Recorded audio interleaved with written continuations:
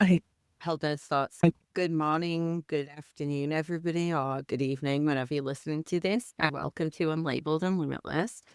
I'm Lois and Kay, your host, and I'm joined by my co-host Kay Ignacio. We don't even know what we're going to talk about yet. All we know is during our freeform meetings, so we hold different types of meeting in our company, right? We have the type of yes. meeting where we're getting shit done, we're holding each other accountable, finishing up projects and doing all of those things. And then we have meetings where it's like high level updates, need to know, quick fire rounds. We keep it moving. And then we have freeform meetings. Because we work in a creative space, we're building a media company and a storytelling platform.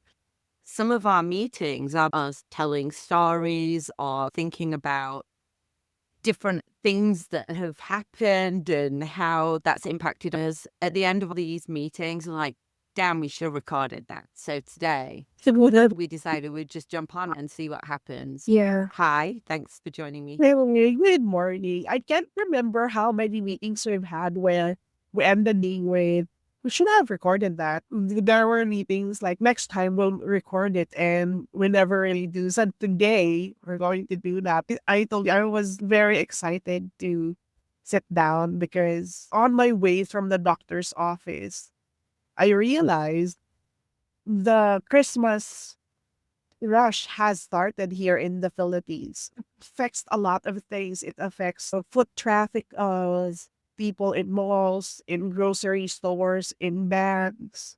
The vehicle traffic is a lot heavier.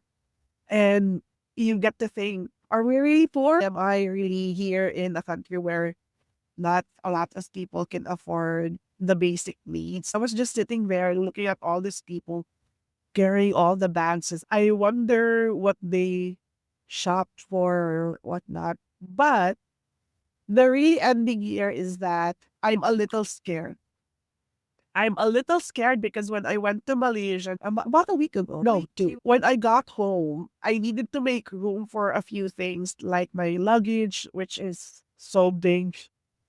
I just lost my love for this tiny bit of things. I still have this eyeball. I've had this for a really long time. I don't know what it's called, but it's like a playful eyeball. As I was driving past all of these like thrift shops and all of the Japan surplus shop where we get all of the things Japan doesn't want anymore. I don't want anything anymore. I'm good. I don't want to buy any more dresses. I don't want to buy any more shoes. I don't want to buy any more bags. And I'm scared because am I being prepared for a kind of growth that I never thought I'll have? My grasp for certain things are not that really tight. I am in the right room and I'm always told you that I'm really happy when I'm in a room where I know that I can pick up something. I feel exhausted.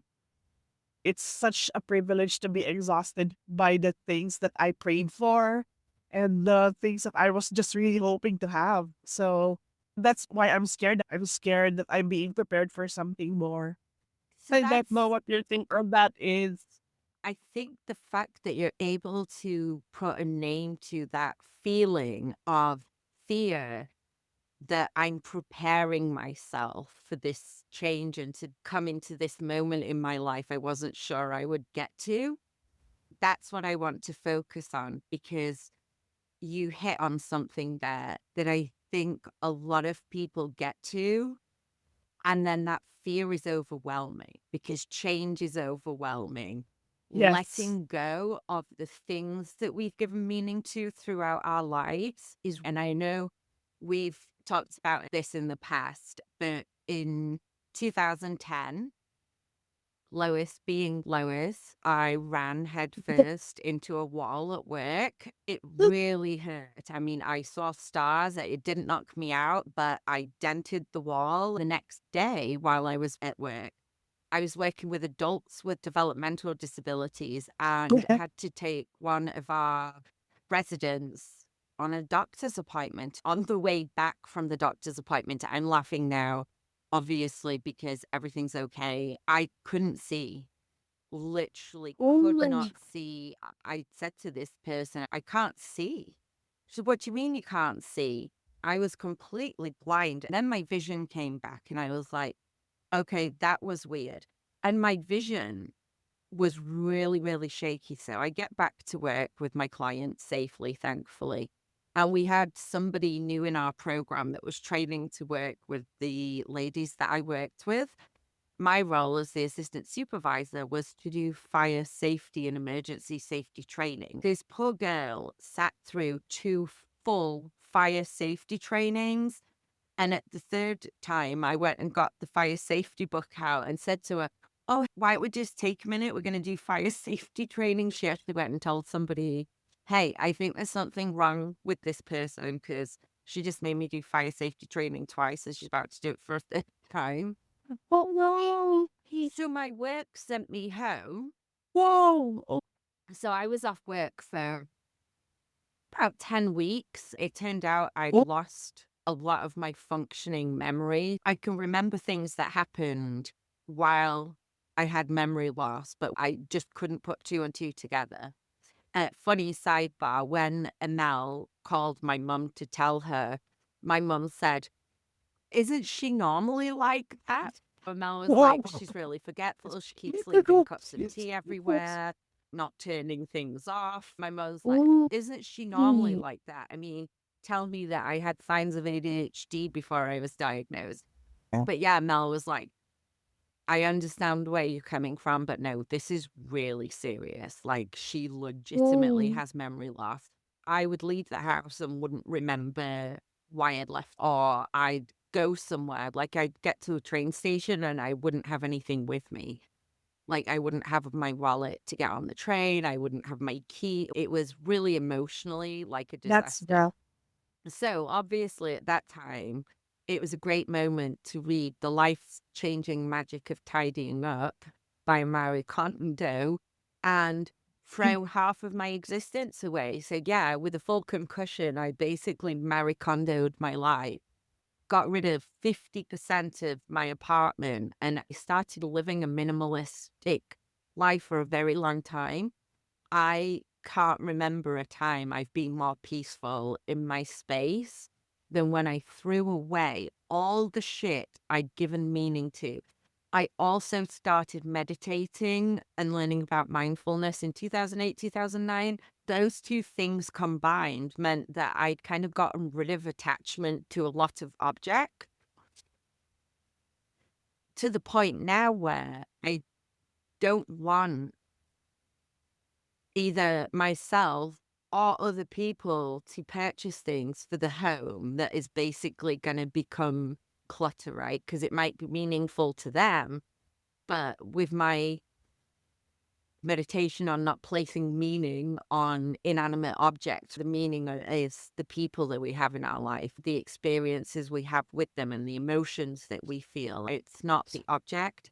It can be a little difficult because it becomes awkward, especially around the holidays. We talk about consumerism and the Yes. overwhelming amount of people buying right now. If we think about that psyche, you've got so many people spending time and money, and that money already is their time, right? Because they've had to work to earn it. So it's their time twice over to buy objects they are putting meaning on for the person that they're giving them to. And when that person's receiving, they may not give that thing the same meaning. They may not Yes. understand your rationale for giving that object meaning. They might be overwhelmed. And I think that what we've done as a society, especially because capitalism reigns supreme, is convince ourselves that the more of these objects we're able to give to people, right, whether it be lots of little things or this big thing that somebody gives you. And over the years, most of those objects get lost, get broken, become meaningless, become whatever, right? So why are we putting the stress into that rather than into the food, being grateful for what we've got, right? So we've got this gratitude because, like you said, you realized I've got enough stuff. I have enough stuff. I have a closet and a set of drawers, and we do have a storage unit because we do the winter Yeah. changeover, the seasonal changeovers. But if I never bought another pair of shoes for the next 30 years, I would be okay. If I didn't buy another jacket or dress, as long as they don't get moth eaten, like t-shirts, you have to kind of cycle through them. I've got some beautiful dresses, and it's incumbent upon me to make sure I can still wear them rather than go out and just buy more. Somebody said that to me recently. I live in America, and culturally, I have always lived, while I've been here, amongst Black and Hispanic people. I Yeah. told you about my time living in the Italian neighborhood briefly and the absolute nightmare it was. Culturally, I really appreciate how welcome I've been within the immigrant Black and brown communities. One of my neighbors saw me a couple of weeks Yes. ago and she's, "Oh, you've put some weight on. I'm so glad to see that. I'm horrified. My clothes don't fit me." And she's, "It's okay. You can just buy new ones." And I'm like, "No, I can take care of my health and fit into the clothing that I've actually already got, right?" Yeah. No. I Yeah. put one of my winter coats on and I could barely do it up. And it was a It's a signal to me bit. not to go out and buy new clothes, but that I've let my health goals slip. And right now, Mhm. I'm not healthy for myself, right? Because it's not that I'm normally, I wear a size medium and I'm okay there. But, to just be like, oh, just go out and buy a whole new set of clothing. Brain. How about I eat less cookies and more salad and get my fitness goals back on track and exercise a little bit more so that my body fits into what I already have. Essentially, all of it is a sign of overindulgence, right? Whether I don't fit into my clothes or whether I've got too You many know, clothes to wear, both are a sign of overindulgence and both are stressful. that is true. I think there's a lot It's else. okay. I was going to tell you that going back to minimalism, no, I always used to tell myself that minimalism was just a trend and it's it will never be a fad that I would get into until I realized how peaceful it is. I cleared a drawer and I have this drawer where if I don't want to see anything on my desk, I would take all of this tiny stuff and paper, comb, and shove it into a drawer. I would bet you have one. It's called the ADHD drawer where you shove things inside. And I've got 20. I cleared, I decluttered one drawer and this is no joke. I accidentally found inner peace. Like, oh, this drawer is clear. So I started working on things that I can never do minimalism. And I started watching things, and there's a really thin border in between being depriving yourself and minimalism. You own a fridge, but instead of owning a fridge, you own a cooler and you replace it with ice every day. What Absolutely. I what I would do is stay away from one items that can only do one very specific job and nothing else. For example, my mom really wants me to get this garlic crusher. Is that all it does? It just crushes garlic? Get her the garlic crusher because how long does it take to actually crush garlic? And Yes, it's you're really right. easy. You Yes. just put it in a tool and she's older, right? Does she want to be sitting there with a knife chopping or a spoon? No, the garlic crusher is worth I'm it. telling her we would do it in a big batch. So we have a food processor. Let's do it in a big batch. Put olive oil, freeze these per batch. That works.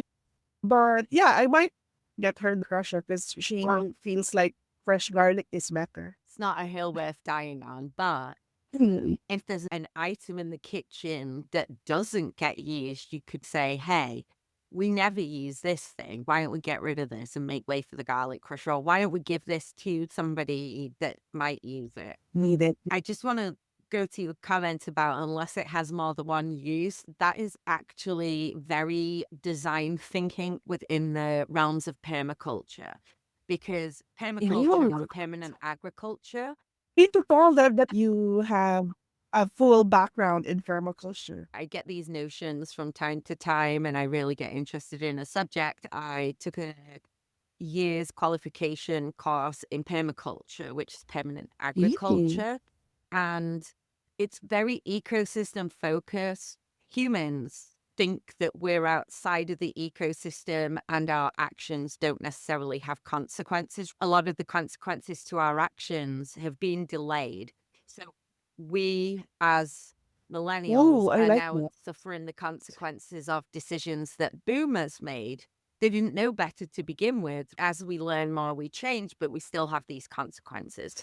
What you do within permaculture is put the human back in the center of the ecosystem rather than keeping us outside of it. And you start from the human outwards, which is also very similar to Buddhist philosophy and psychoanalytic philosophies, right? It starts with you because you're at the center of your own universe, you're at the center of your own Oh, I like that. ecosystem, you're at the center of your own delusions. It looks at the human at the center of the ecosystem.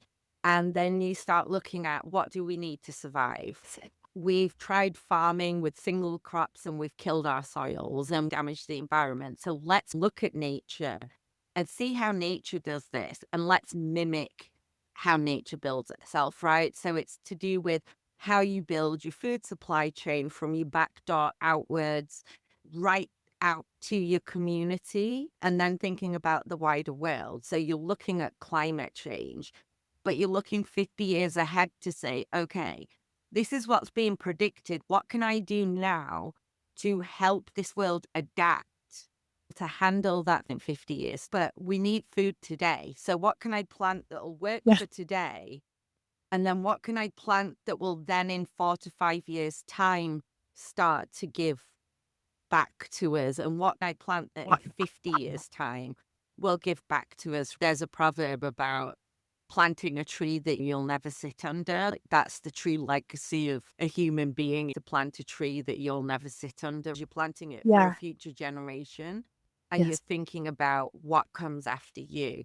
With Buddhism and permaculture, they really do look at the self outwards, but it also challenges what do you actually need to survive? Those little trinkets that we buy that we think are cute and gimmicky because somebody wants to do funsies at Christmas. Well, what's the long-term impact of that? It's landfills, it's oil. That's Where true. does That's plastic true. come from? And a lot of it doesn't get recycled. What's happening to all the electronics and waste that we create from becoming this consumer society? And you know yourself, in the Philippines, you're constantly going through these big weather events and things, right? Yes. And Yes. the cause And of, it's a lot more extreme now. and there's an impact from all of those little trinkets that we bought. There's people that insist on having 100 water bottles because they like all the different types of Stanley cups. Oh, That adds to climate change, the impacts on consumerism and all of those things.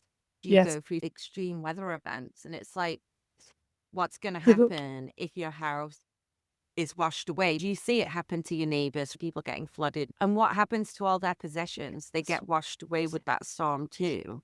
When you start thinking that way and about the future long term, and you're thinking about how those and I'm not perfect, I consume too. I have plastic shit and gimmicky things, but to minimize it means you're not cluttering your brain, but also you're not cluttering the planet. You're not adding to those future weather events. It doesn't mean you have to throw everything away. It means find somebody that will enjoy that thing as much as you did for as long as you did. Let that be the legacy of it so it doesn't end up in a Yeah. landfill. Give it to somebody that really needs it. When I donate clothes, I don't take them to Goodwill. I take them directly to a local church that will give them out to Okay. people in the local area that need clothing. I don't want people making money off it. I want my charitable giving to be direct. And I want somebody to be able Yes. to walk around the street and be like, okay, I've got a warm sweater and I didn't have to pay for it and I didn't have to beg for it. We see a lot of clothing and food drives in my neighborhood because it's low income. I'd much rather that be where my stuff goes. Yeah, Is that's true. And done. like you said, charity gives way to charity. The other thing that we do, depending on the item, is textile Oh, recycling.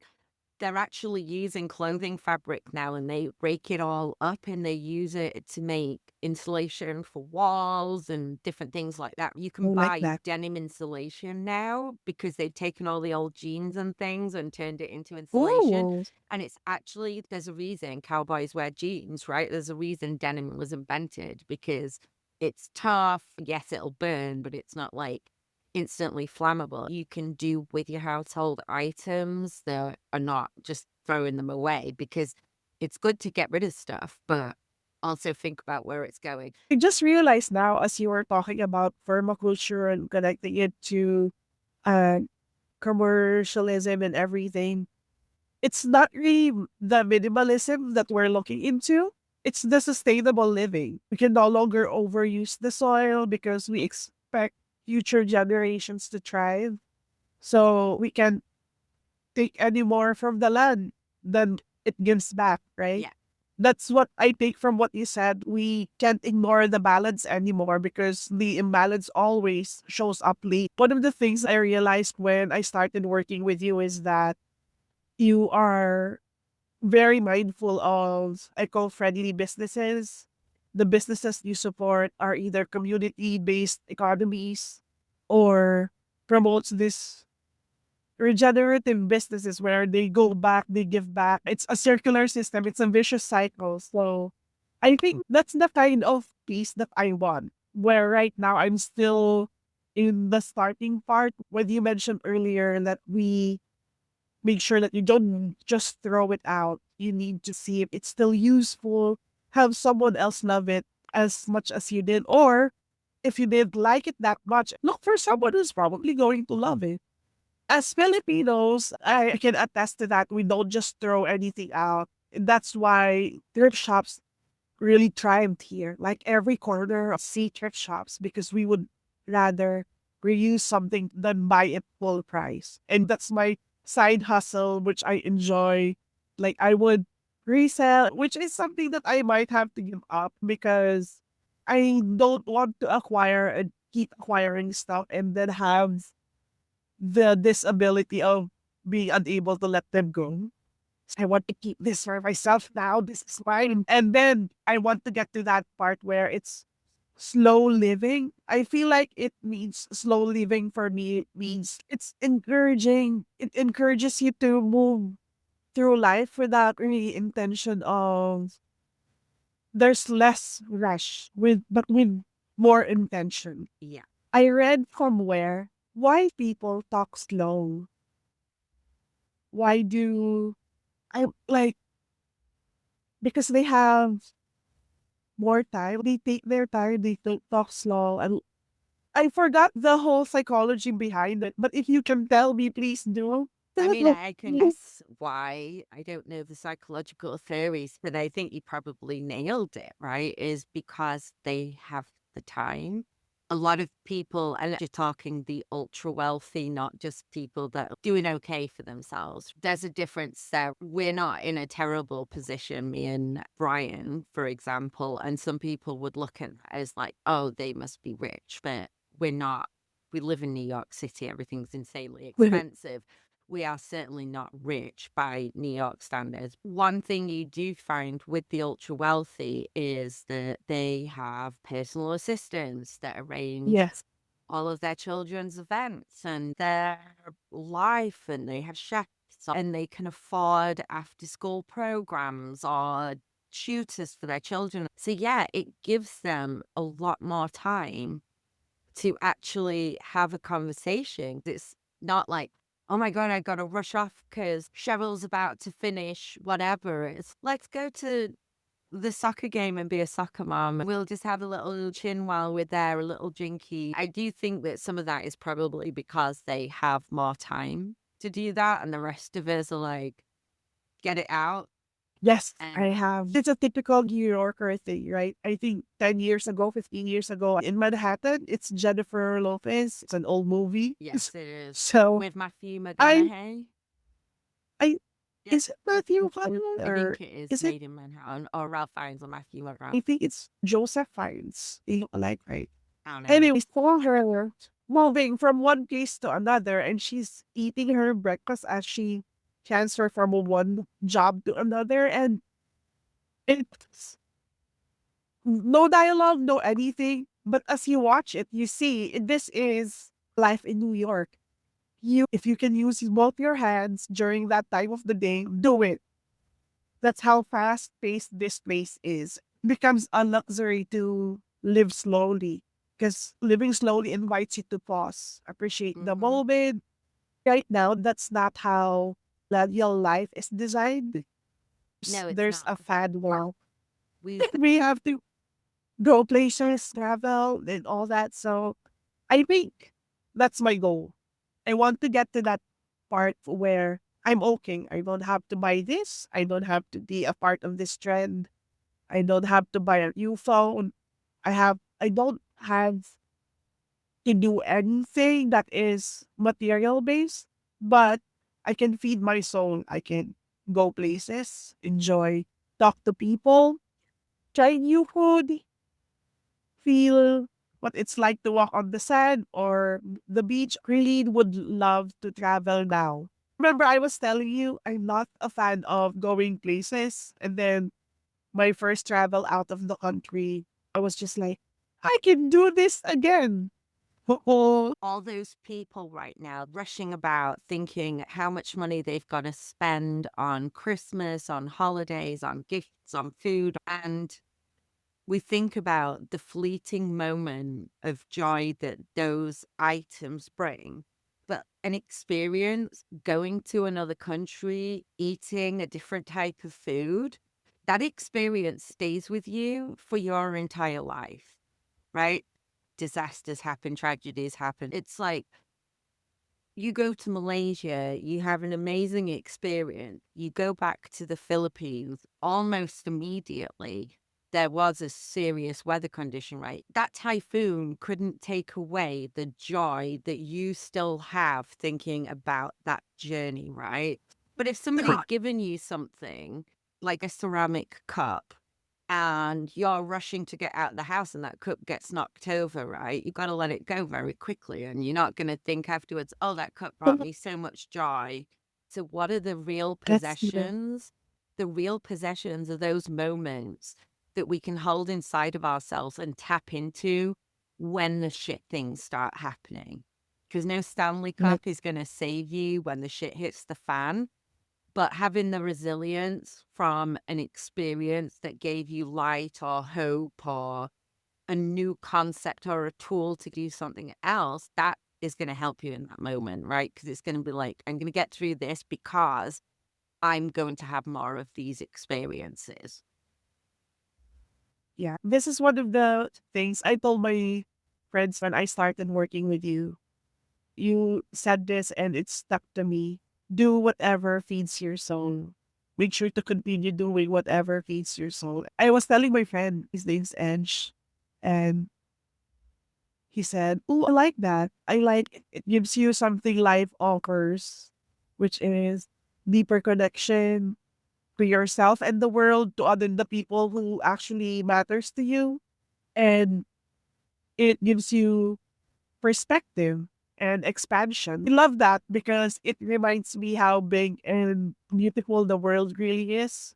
It reconnects you with your sense of wonder as a child Yes. of seeing the sunrise from a mountain doesn't really mean anything anymore, or hearing waves crash in a place where you've never been doesn't really mean anything until you find this moment light you up. It's what your inner child will actually long, and I love that. And as this relationship grows, I take note of a few things that would feed my soul, and not just mine, but my family too.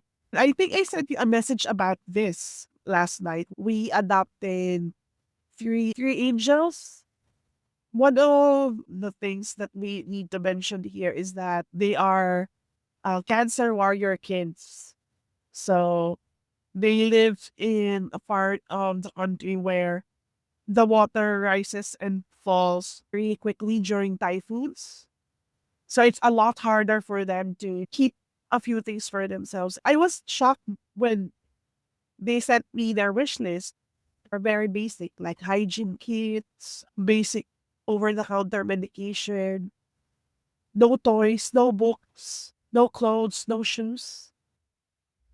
So I felt, oof, that I really amazing. So we created 20 hygiene kits and we'll put labeled and limitless in them. We want them to know that they're unlabeled and limitless. capacity is limitless. I'm excited because as a Filipino, giving gifts is a deep cultural expression of genuine concern, care, respect, and connection. Filipinos almost never return home empty handed.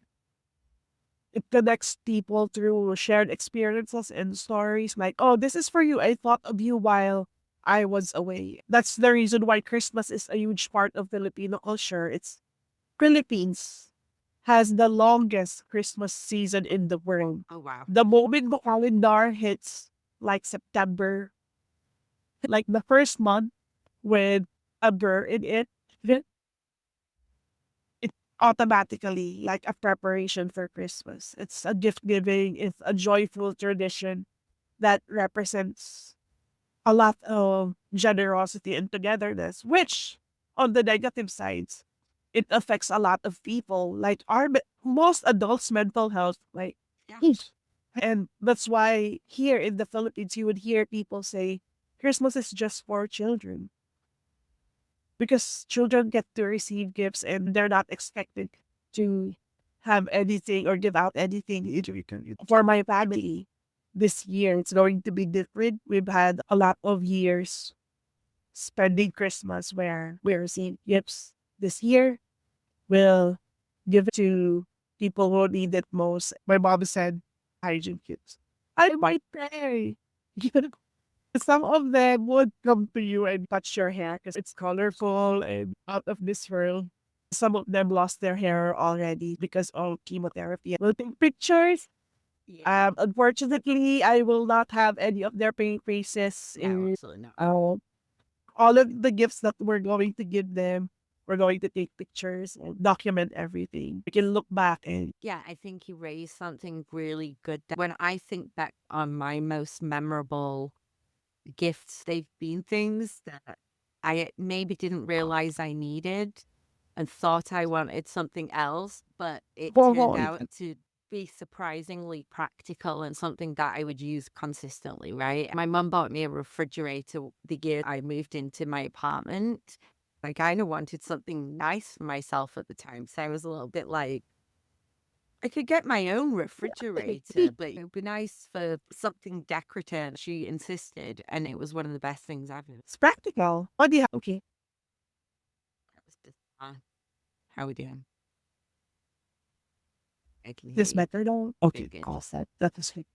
It's crazy how expensive it is for people to buy those things for themselves or for hospitals and care homes to keep on purchasing them. A lot of them are underfunded. They're doing their best, Yeah, but it's like you got to choose, you spend the money on the treatment, not the other things. A lot of the care homes or homeless shelters here at Christmas say to people socks, underwear, hats, blanket. gloves, and toothbrushes, care kits, and things like that. Female hygiene products. I know for the homeless population, especially for the women, female hygiene is really important. It definitely something that we could probably all spend a little bit more time and effort with our families talking about, right? Yeah, Hey, rather than buying silly things that might get thrown away, why don't we have a think about what we could do that's impactful, whether it's for somebody else or ourselves? yeah. Myself and Brian usually make a big purchase each year. This year we bought a new sofa, and Oh, yeah. I don't need him to sit there on Christmas Day and have lots of sparkly things for me. We both sat on the sofa and went, yeah, I guess this is both of our Christmas gift because It's what we needed. Do you like new sofa? I do like the new sofa. It's very similar to the old sofa, just been This is upgraded. The old sofa was about 17 or 18 years old. The cats had definitely tried their hardest to mess it up. with So yeah, this one's just a more modern version of the same sofa. We'll soon find out when Sue stays how good it is. When Mum gets here, she can tell us how comfortable the new pull-out bed is. But yeah, it's good. well, a fall with Sue when she gets there. She's very camera shy. We don't need to buy each other gifts. If we need something, we can generally get it. So we skip Christmas and birthdays. Do we really need Yeah, to do that I to think show each other that we care? No, that's society that wants us to do that. When I finished my degree, he bought me a sample set from Labo so I can get a bottle of perfume. And he did that you're because he right. was like, here, you need something nice because you just finished your degree. So it's not like I He don't feel loved or blessed. It's not, oh, it's Christmas. I'm just going to go out and buy you a ton of shit because I'm expected to. It's, oh, here's a gift for you during the year that I thought you might need. That's really nice. That's a really mature take on certain things because let's face it, there's a lot of things culturally, like the wedding culture, for example, like it's $1 billion industry. I was just watching one of Zoe's favorite YouTuber. His name is Uncle Roger. And in real life, he got married and it's like a Chinese Indian wedding. And it's a 2-day event. And the guest who was documenting his stay kept saying that, oh, we're moving to a different place now. There was this whole shebang of dances, push ups, gifts, diamonds, golds, everything. I can't imagine how expensive it is. The It diamond all started company. from like Diamonds are a she girl's started best friend. West, and there's this fad they started where in order for you to propose, you have to get an engagement ring. And that's no longer a fad. And that's like an institutionalized, right? There's a lot of things that get institutionalized and people think they were always there and always a thing when they weren't. And yes, engagement rings are one of them. I do have jewelry. My necklace has a diamond in it. I tend to buy from stores that recycle gold. This was made in New York, a company called R8, which I've loved for many years. Everything they do is ethically sourced or reclaimed. So I do have a couple of diamonds, but it's not because they're diamonds. It's because I was like, ooh, I like that piece and it was on sale, or that's a bargain right now. But what I do like are black diamonds because black diamonds are super rare, more rare than white diamonds. Could be produced, Yeah. right? I mean, you Like can the do that with black diamonds too, but black diamonds are only found in 3 places in the world. They're super rare and much more ethically mined. I really just like black diamonds. So I have a few little ones. I don't have any big, gaudy big bling ones. jewelry. It's usually because I like the piece and they use them as accents. I'm a fan of anything that is either reclaimed, ethically sourced, recycled, etc. when it comes to jewelry. But yeah, I'm really bad when people show me their engagement rings because I'm never impressed because I think about all the kids that might have Who's died in the diamond trade and wonder whether they're blood diamonds or not. So when people oh show me their big sparkly rings, I'm usually very underwhelmed and very unimpressed because they either look exactly the same as everybody else's yeah. or they've tried to do something unique and it's just like, you do you. Not my personal taste. I used to work in home insurance. One of the things we would have to ask people is, do you have any engagement You have rings, diet. wedding rings, etc., Oh, that you need to insure that cost above X amount? I've got my engagement ring. It's a diamond. And you're I like, don't solitaire, baguette, or princess cut. You have to put a know. description in and things. Oh, you're right. Almost everybody's rings were solitaire, baguette, or pillow cuts. And it's just real standard settings for them. Diamond solitaire, single diamond, 1 carat. And it was like almost everybody had a 1 carat solitaire diamond ring. Every now and then I'd get an interesting one that I'd have to describe. You'd be surprised here in the Philippines when you pawn a diamond ring, they would have to take out the weight or like subtract the weight of the diamond from the setting. If it was like white gold or gold, they only value the gold. They won't. If you pawn your ring, you will only get the money for the worth of the setting, which is the ring setting. Interesting. Interesting. I wonder why, because it's so expensive, right? Yeah, and I I guess just, with the diamond trade as well, like having to buy and sell diamonds, that's a conversation for another day. if we want to push permaculture in the future, it means that diamonds might die.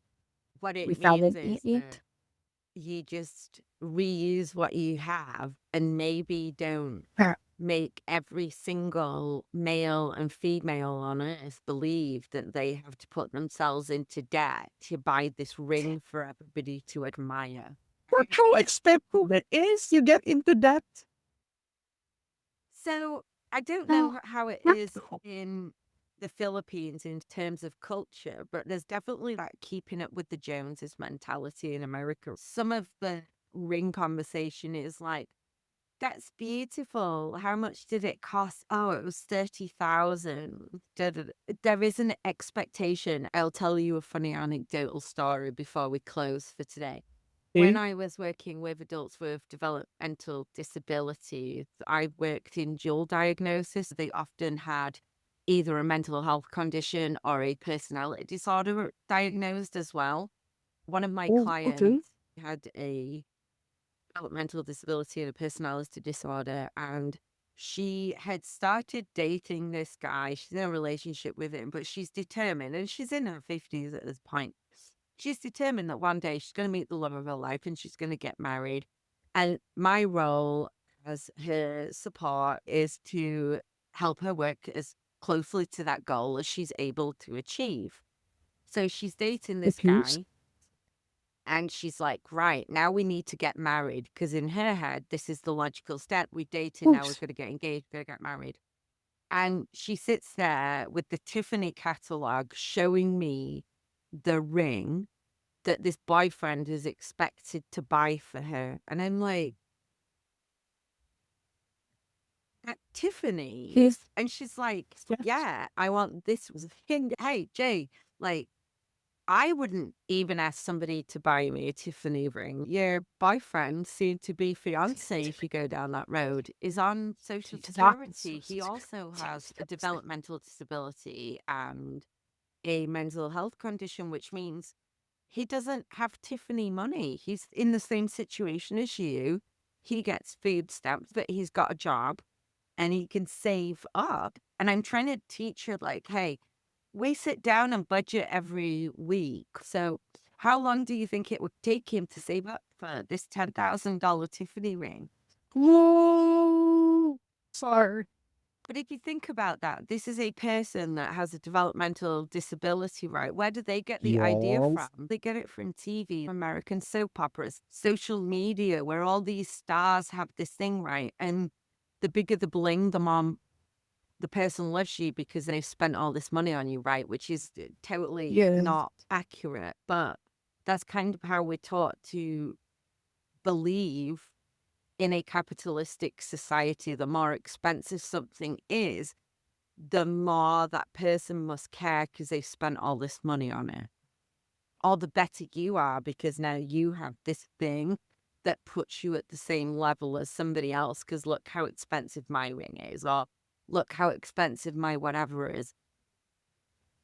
Your ring just looks like everybody else's, and you are clearly miserable in your relationship and think that them buying you that is a compensation for the love, and it's not. The whole diamond industry is interesting, and the psychology of the diamond industry is interesting. What costs more than diamonds right now? Gold. Because when the Ooh. world's economy started to falter, gold becomes the currency. So gold is worth money right now, way more than diamonds are. Mm. And then Cootie said, in the pursuit of happiness, all that glitters ain't gold. All that papers ink. Oh, what a sad story to end with. It's not sad. It's quite happy because we put our money where our mouths are, right? And we value Yes, those that's true. things. One of the best Christmas gifts I ever got, and I got them the same year, was a goat donated to a family in need. A name for the goat? I have the paperwork for it though. Yes. I saved an octopus. I sponsored an octopus Ooh. because octopus are my favorite animals. And that was awesome. I was like, yeah, I saved an octopus and a family gets to milk a goat. I like those kinds of gifts. Yeah. I think this year is a really good start. And then we'll see what we have next year. My family is on board and very happy with the decision to help the cancer warrior kids of Cavite. We're really privileged. I told my mom and dad that I am wired differently this year. It is such a blessing and a privilege to be exhausted by the things that we prayed for. Here we Absolutely. are. What a great way to end. Thank Yeah. you for this amazing conversation, and I look forward to our next one. As Kay said, the most important thing to remember is that you are unlabeled and your potential is limitless. We've just got to break free of those stories that we tell ourselves and that other people have forced us to buy into. We need to do the things that make our souls happy. Absolutely. Okay. Let's feed our quotes. Feed our Yes. souls. I'll talk to you soon. Thank you so much. Have a good day. You too. Bye. Bye.